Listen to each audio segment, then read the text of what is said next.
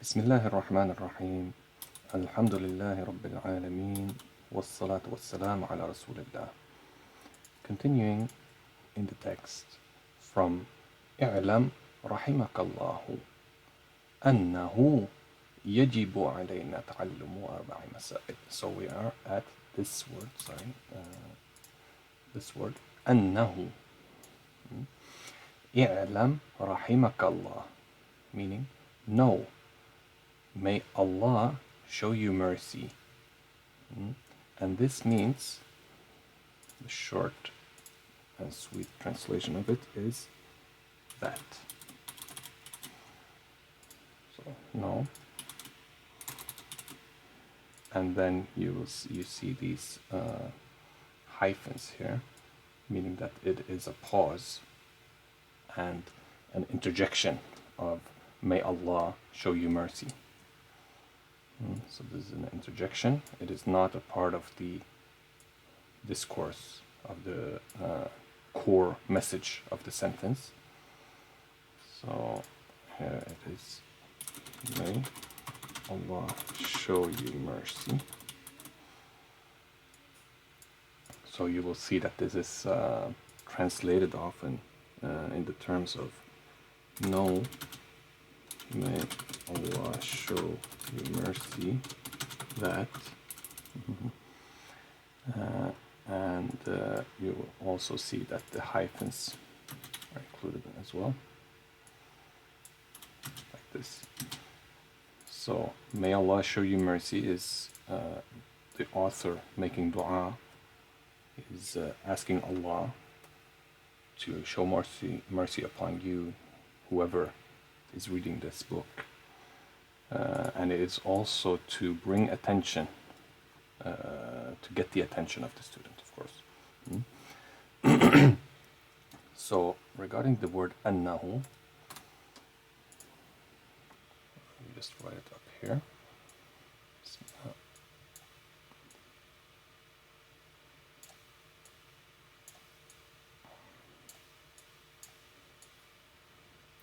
Anna is actually two words, but as we said, you can look at it from two different viewpoints. It's one word in the sense that these letters are not separated by space, and it is two words from the sense that it is two different parts of the word with distinct meanings. Okay, and if you read in a mushaf, this ha, like in Surah Al-Najm, Annahu, exists in Surah Al-Najm, I believe, in several places. You will see a small waw like this. And I said previously that the dhamma in itself is a small waw, but it is small in pronunciation, it's very short. Annahu. But in the masahif, in the mushafs, you will see an additional waw in the height of the regular letters, but smaller than a regular waw, which would be something like this. Meaning that if you read here, you include this waw in the pronunciation, but it is not in fact a part of the word in terms of spelling. So it is spelled with three letters, Annahu, but it is pronounced with four, Annahu, Annahu. Okay, so Annahu is just like this. Annahu, I will first mention the first part of the word, Anna.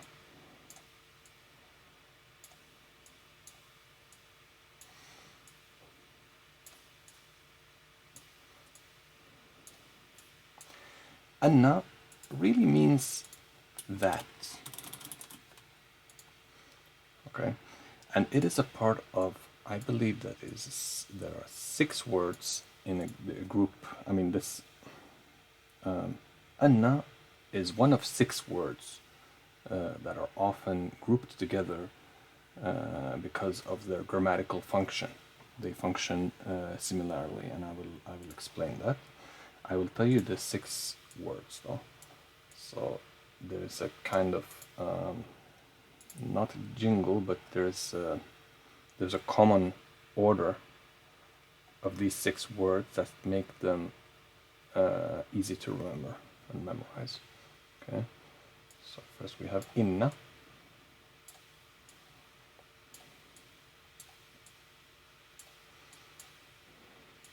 Inna, meaning verily.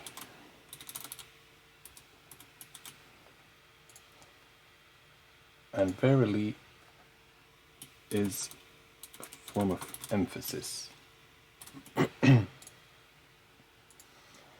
meaning weight. Okay, inna, anna. Then we have la.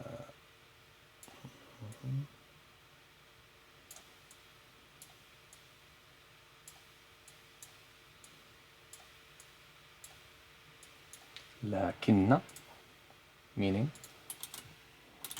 but. And then we have that, so we're up to 3 now.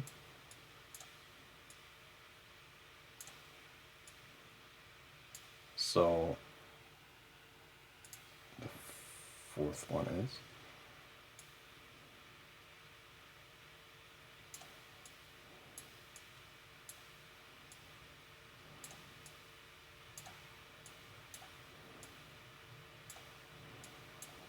Layta.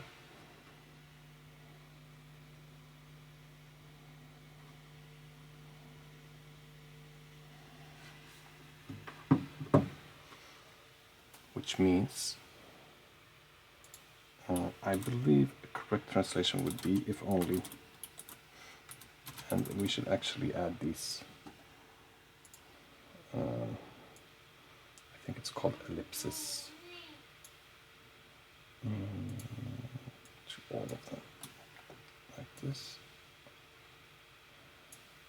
because, yeah, okay, just a minute, let me position these now.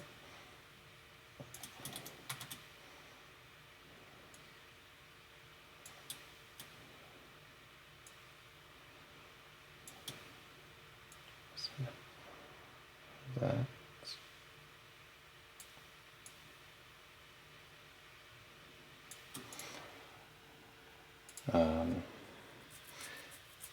If only I will save this benefit, this faida, until I've enumerated them all, inshallah.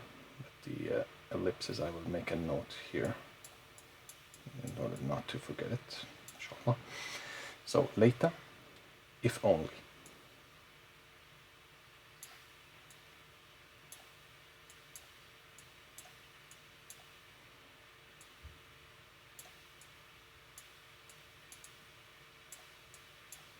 كأن.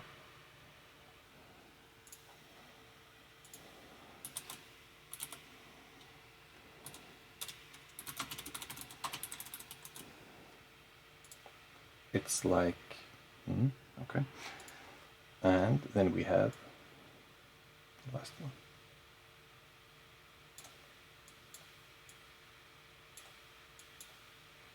Oh, sorry.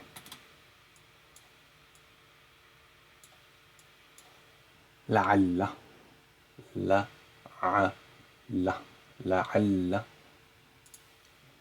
Meaning, most often, and Allah knows best, it means hopefully.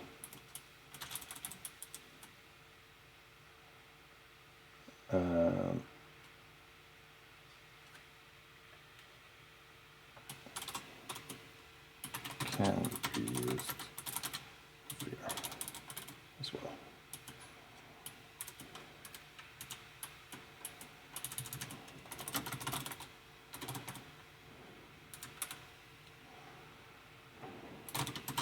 Something. Okay. Okay. So let me see here. Yeah. So the reason I put these the 3 dots, the ellipses, in all these translations is that, well, if you may remember, I believe in lecture 2, I said that the Arabic words are divided into 3 categories. Just a minute, I'll just check. Oh, subhanallah. I forgot to share my screen. Sorry. Ali. Yes, wa alaikum salam. But just letting you know, you were talking to yourself a little bit earlier. Before I went. No, that's Some fine, people. akhi. I am recording this, so it will come on YouTube, inshallah. Oh, okay. Sorry. That is no Let me mute problem. myself. You will be recorded, inshallah. So, 5, 6. Okay. Bismillah. So the reason for the ellipsis here is that, as you may remember, let me see. The Arabic words are divided into 3 categories. One is the nouns.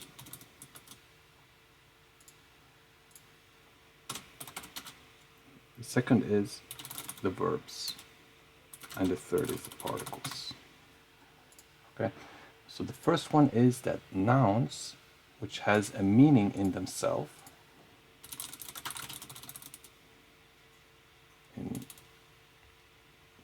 I will write this in singular, meaning itself, not connected to time. This one has a meaning in itself, connected to time. And the particle has a meaning outside itself. Okay.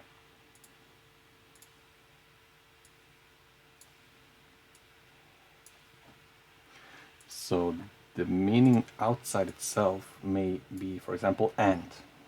And if I translate and, I just write and like this, because the meaning, I mean, we put an ellipsis here because the meaning is not complete without something else.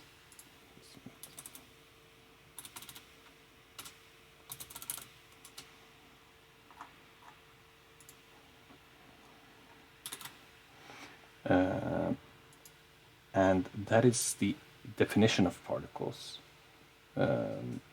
So, for example, inside, those are particles, meaning that they need something else to complete their meaning. They have a meaning, but the meaning is not independent.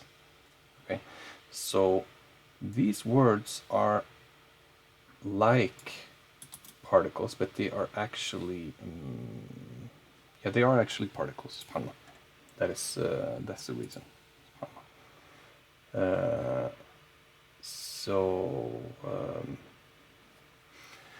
Inna, in this case, is that something, inna, verily, this part is very much true.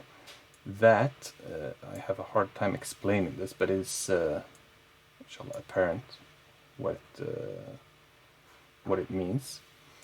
But, same thing here. Lakinna probably means that something is contradicting in some way. Like I'm inside, but I'm cold. If only expresses a wish. يا ليتني يقول الكافر يا ليتني كنت ترابا. If I was only dust. كأن, it's something which is very similar.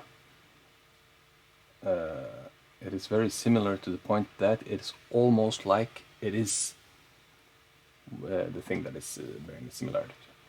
Hopefully indicates a hope, and sometimes not very often, it indicates a fear of something. So let's see. So, inna, anna, lakinna, Layta كأن ولعل. That's the way of memorizing it. إن أن لكن ليت كأن ولعل.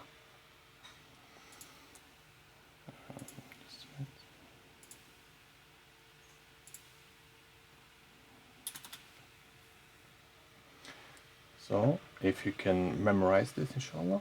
إن أن لكن ليت كأن ولعل. So there are 6, and they all operate on a sentence in the same manner. They all function the same. So, for example, I can say, for example,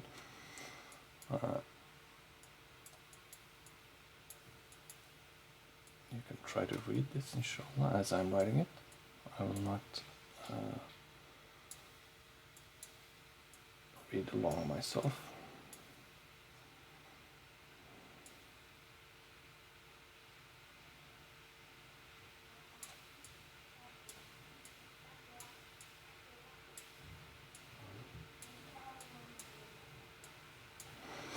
Al-insan ضعيف. So it means man is weak, right? So as I said, the default haraka on a word, on a noun, I should say, is dhamma. Okay. So al-insanu ضعيف. We have one. We have 2 here. ضعيف, which is kind of the default, the case for by default on nouns.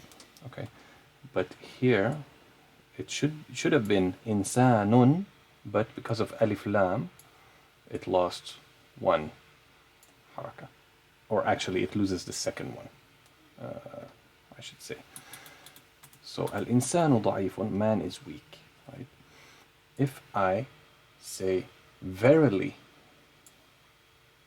man is weak, just a minute, I need to just mention this, that although the default haraka is dhamma, we have a 2-word sentence here, of which the first word here is what we are talking about, and the piece of information that is, let's say, new to the person listening is that the human is weak, the man is weak. So this is the piece of information.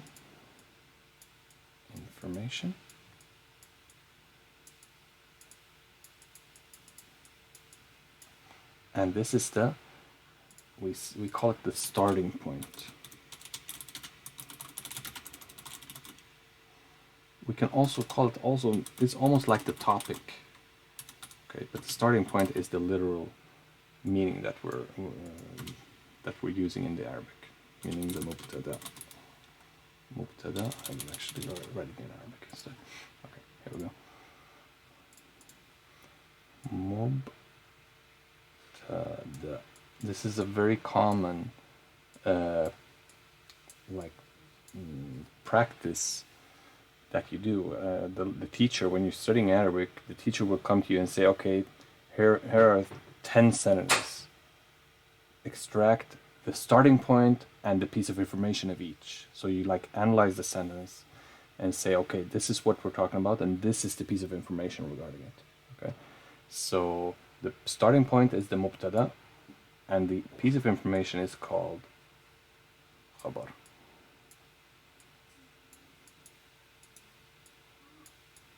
Here we go. Khabarun mubtada'un. Mubtada. And these two, the mubtada and the khabar, should always have dhamma. Always a dhamma. Okay. When we add, because now we're in the process of adding inna to this sentence. Okay.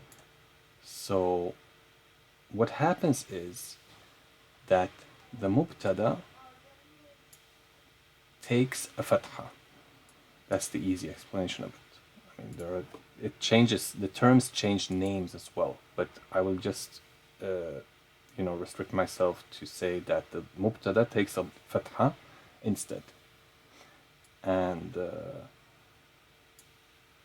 the khabar is unchanged. Okay? So in this case, we're adding, use red here, we're adding inna. So right here, inna.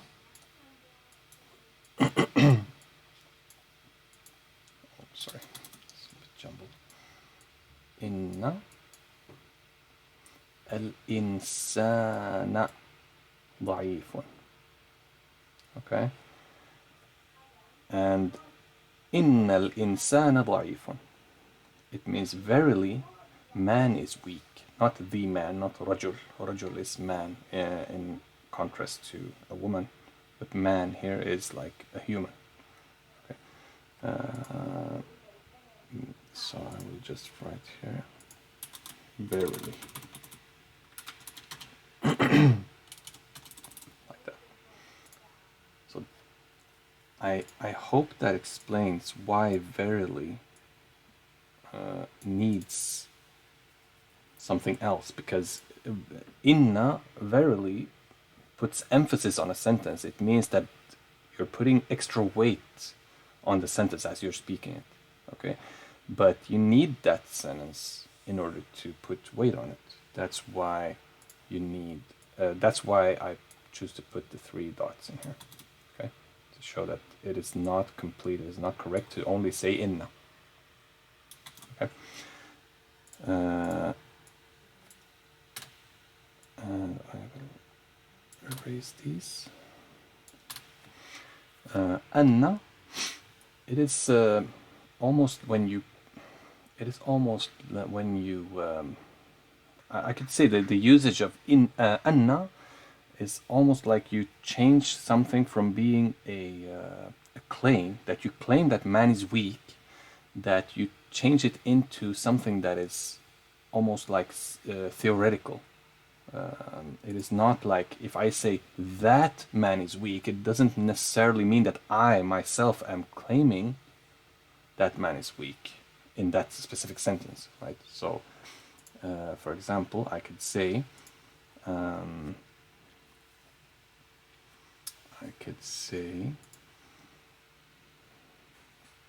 okay, this is good, inshallah.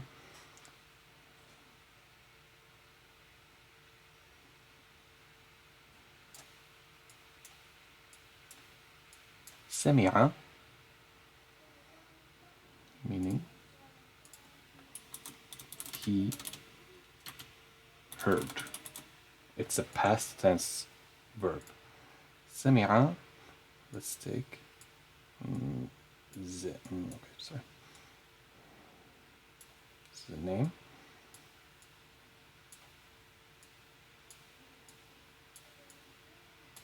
Zaydun. That's a name. He heard. Zayd heard. Okay, so we'll just put a dash over that. Zayd heard something. What did he hear? So he heard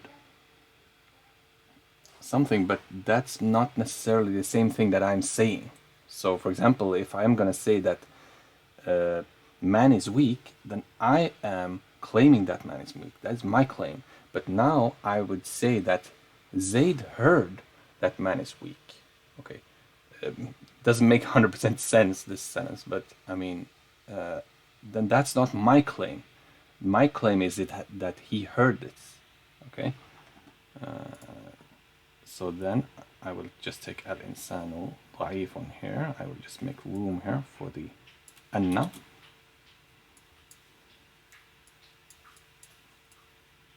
Of course, you may switch these words for something more sensical, I guess.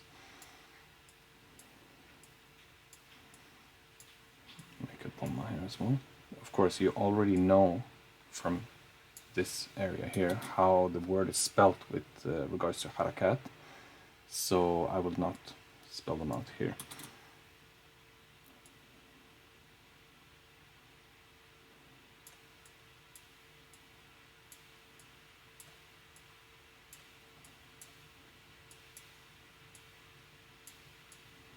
and then I spelled them out.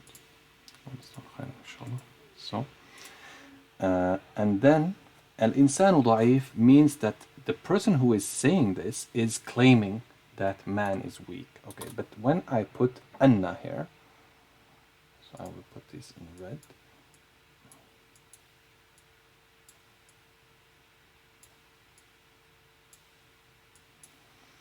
And then the dhamma here becomes fatha. سمع زيد أن الإنسان ضعيف. You can take something else, like someone may be sick or something like that, but in this case it's the same sentence as this, for simplicity is sick. Okay. So Zayd heard that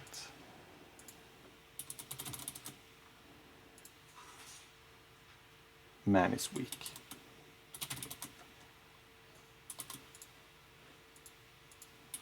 And this is the copula, which is not present in Arabic. It's not explicit, I should say. سمع زيد أن الإنسان ضعيف. Okay.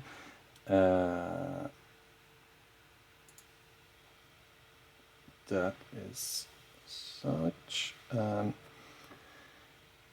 I should say one detail about this. If you use specifically the word instead of heard, if you use قال or any conjugation of that or any form of قال, like say, he said, then and Allah knows best, anna, if you want to use it here in the combination with قال, anna, and then I use the same here.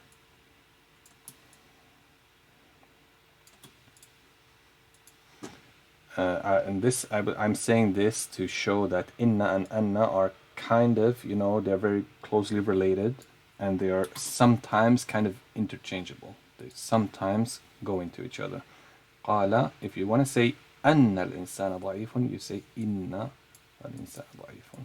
That's not to confuse you, that's just something to note, perhaps make a mental note out of that for future studies. And anna and inna, and anna sometimes, anna, here we go, anna sometimes actually mean verily, sometimes. So they very seldom, but they do sometimes mean each other. Okay. Lakinna, same thing. So lakinna al-insana da'if. Okay. Layta, this doesn't make sense, but I mean just grammatically. So lakinna al-insana ضعيف, لكن الإنسان ضعيف means but man is weak. Layta here, ليت الإنسان ضعيف, which doesn't make sense because man is weak. Okay, so it doesn't make sense to wish for it, but ليت الإنسان ضعيف, if only man was weak or were weak. Right? It's like كأن الإنسان ضعيف, لعل الإنسان ضعيف. Okay, so they work exactly the same. So the mubtada here takes fatha, that's it. Okay. Let's see here. I will now erase these and keep only annahu, because that's what we're talking about, and we're inshallah ta'ala learning Arabic from the starting point of Usool Thalaatha, and this is the text is annahu. Okay. With I will say, just a minute, I had some examples as well. Yeah, here we go.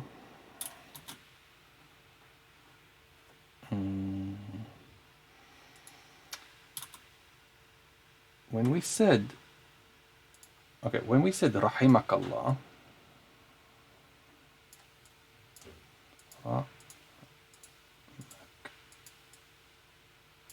rahimakallah, we said that rahima meant may Allah show mercy. Okay, in reality it says Allah showed mercy, but because tenses are weak in Arabic, they do not always strictly mean or express the actual tense of the tense you're using to express yourself, right? If that makes sense. So, may Allah show mercy to you. Okay. We also said that the kaf here is the object of the verb. It's what is being affected by the mercy, the showing of mercy. Okay. It's all. It's just like if I say, Zayd hit you.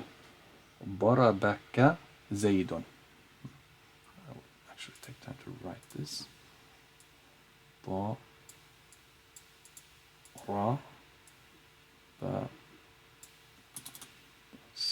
Sloppy. ضربك, meaning he hit you. ضرب, he hit. Ka, you. ضربك زيد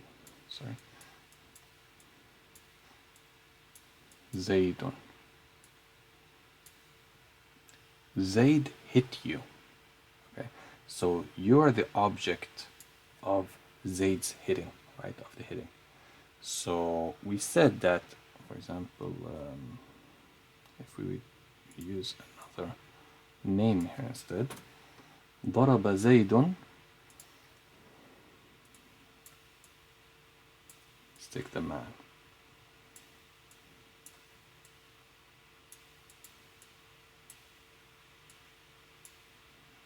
الرجل.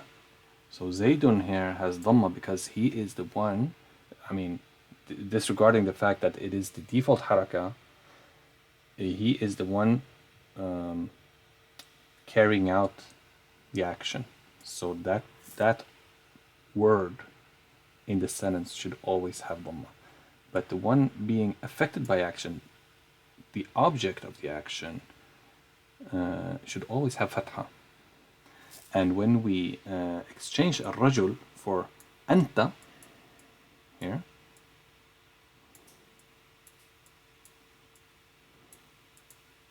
أنت, meaning you,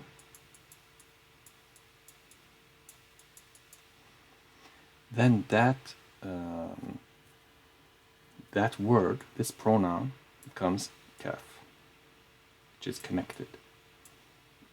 ضربك زيد. It is always connected. If you want to disconnect it, because sometimes you do disconnect pronouns, some of them, you can use, if it is fatha, that the pronoun is supposed to be receiving, this, then it is allowed to disconnect it if you disconnect it and instead connect it to iya.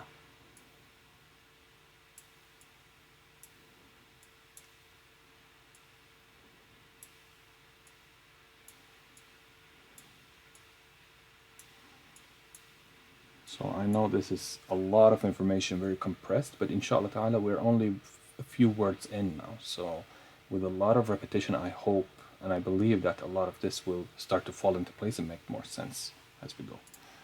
So iyaka also means you. It also means you. It's only a form of you, of anta. Okay, so if you would put it right here, because sometimes you want to linguistically change the order of a word, and if it's connected, then sometimes this is what happens. Iyaka daraba Zaydun, meaning only you did Zayd hit, which is the meaning of Iyaka na'budu. Iyaka na'budu wa, and إياك نستعين. So نعبدك. نعبدك, we worship you. But if we put that word in the front, it will mean only you. And this exists to some extent in English as well. Like if I said, I hit you, then it means something else if I said, you did I hit. So that's that. Just a minute, I had a logical sequence here I'm gonna follow.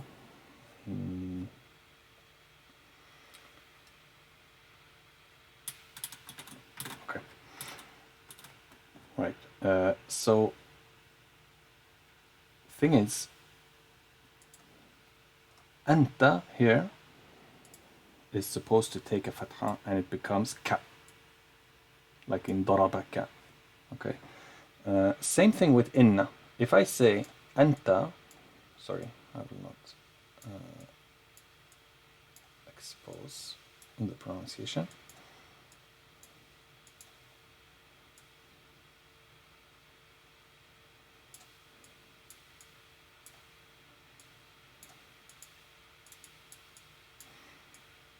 Anta jamilun, you are beautiful. Okay. If I say inna, verily, I'll just write this, you are beautiful. Okay. If I put inna here,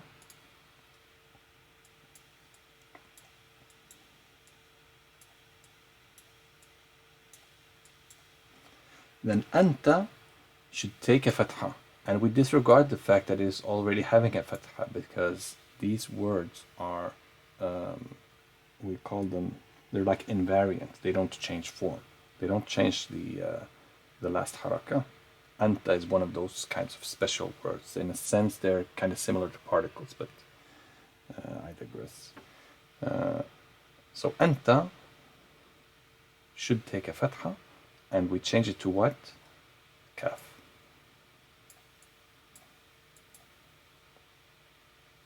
So inna anta jamilun is not correct Arabic. Okay, it becomes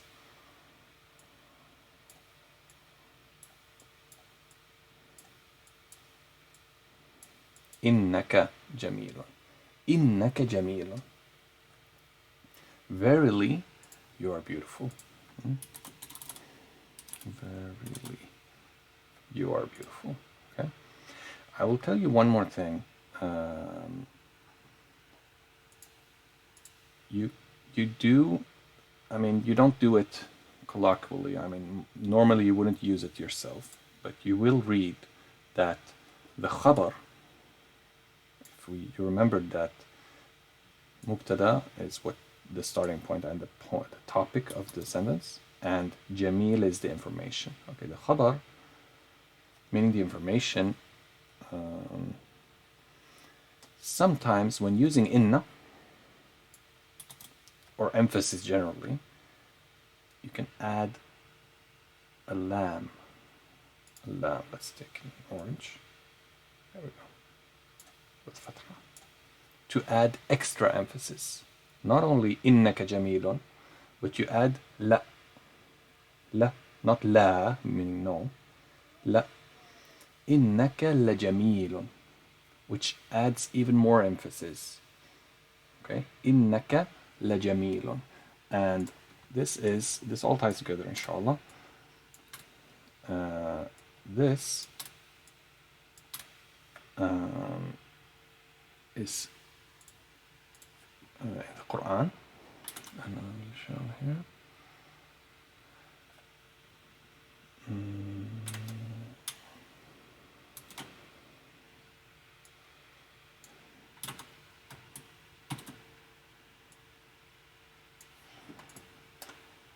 And we read Innal insana la fi khusr.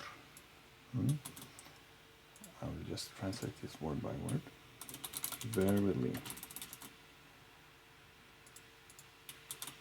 man, and here we have the implied copula, as it's called. No one knows best is, and I should say the copula, as it's called, is between the mubtada and the khabar, right? La, meaning even more emphasis. I mean, there are so many kinds of emphasis and ways of putting emphasis in Arabic that, translating each particle of emphasis separately is very, very hard, if not totally impossible. So I will not translate that particle there, but fi, meaning in, and khusr, meaning loss. And I will note as well that the two kasra here, or the kasra, is because of the fi. Just like bismillahi, bismi, as we stated in the first lecture, gets kasra. That's also fi, bi, and there are several others. Okay. So the la is here. Inna al-insana lafi khusr. Okay. Also have another example. Yeah. Not of lam, but with inna. There we go. I will erase this, inshallah.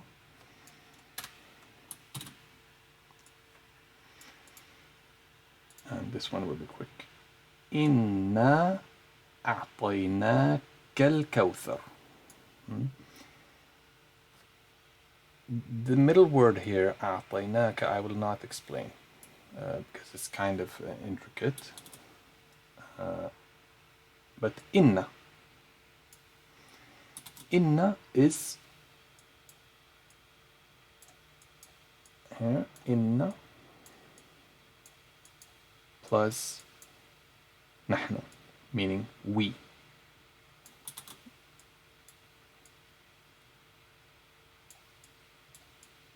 There we go. Nahnu, like anta is you, nahnu is we. Nahnu, when putting a fatha on it, or if you would, it becomes the connected na. Okay. So inna plus na becomes inna. Inna. Like this. Inna a'taynaka. So verily we. A'tay here have given, and na is also we, ka, you. We have given you al-kawthar. And here you will notice the fatha here is because it's the object of the giving. Al-a'ta. A'taynaka al-kawthar. We have given you al-kawthar, or bestowed, which is a grandiose form of giving, right? So the fatha is because it's the object of the verb. So that's inna. Another example, and I will give one last example before I go back to the text. Inshallah. So same surah.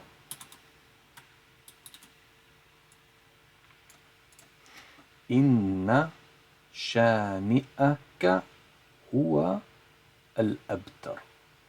Huwa al-abtar. So inna, verily, right? Inna, verily. Shani, shani means someone who hates. Shani, and the fatha here comes from inna. I mean the default. I mean without emphasis, you would say shani uka, shani uka. Now it's shani'aka, inna shani'aka. Okay. Al-abtar, meaning the one who is cut off. Okay. Shani'uka huwa al-abtar. Shani'uka, the one who hates you, he is the one who is cut off. So huwa is he is the one who is cut off. So verily,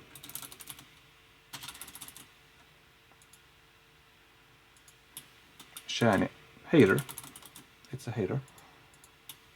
You're a hater. He is, oh, let's just put he actually.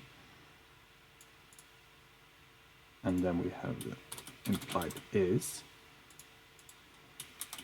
the cutoff one. Okay.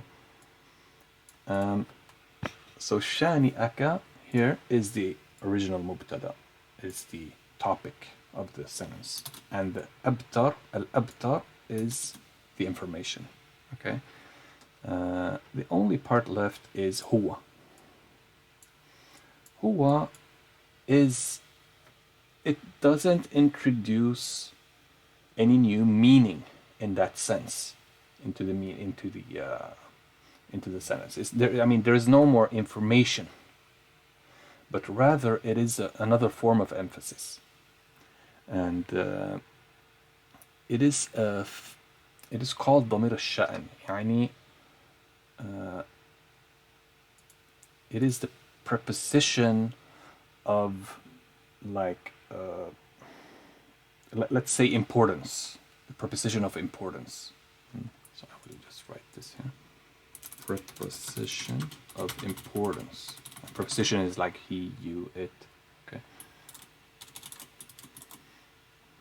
So you can imagine, I think, that this particle, right, this word right here, makes this sentence a bit stronger. Verily, your hater, he is the cut off one. He's the one who's cut off, which means in Arabic, ضمير الشأن. Okay. And this is something that is quite commonly used. ضمير الشأن.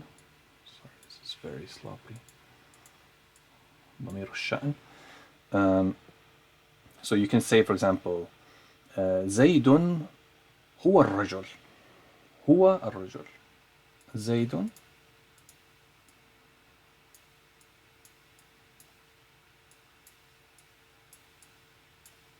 هو.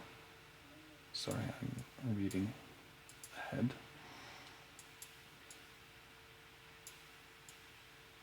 Okay, this will sound a bit silly in English.